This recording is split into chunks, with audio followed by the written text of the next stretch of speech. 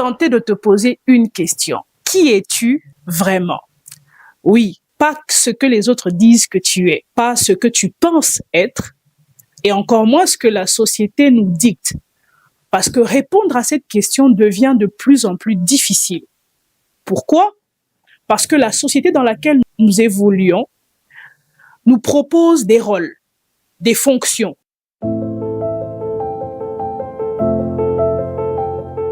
Bienvenue chez toi et bienvenue chez nous dans cette nouvelle série Identité et Destinée. Je suis tentée de te poser une question. Qui es-tu vraiment? Oui, pas ce que les autres disent que tu es, pas ce que tu penses être, et encore moins ce que la société nous dicte. Parce que répondre à cette question devient de plus en plus difficile. Pourquoi?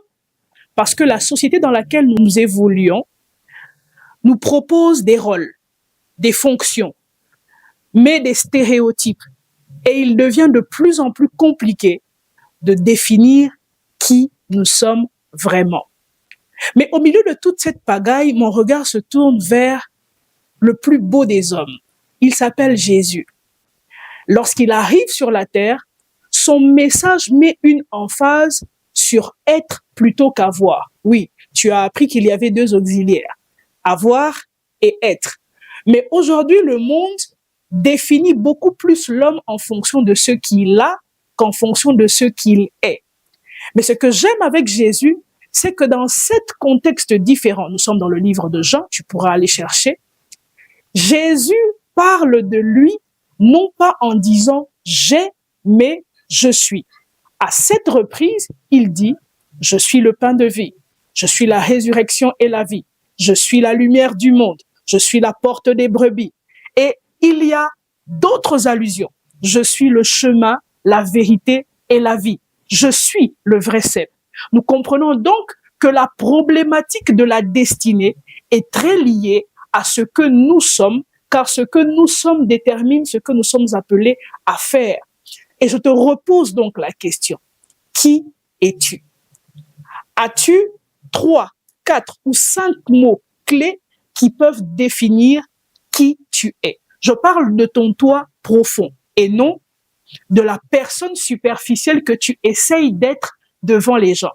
Tu es une personne différente au travail, une personne différente en famille, une personne différente avec tes amis.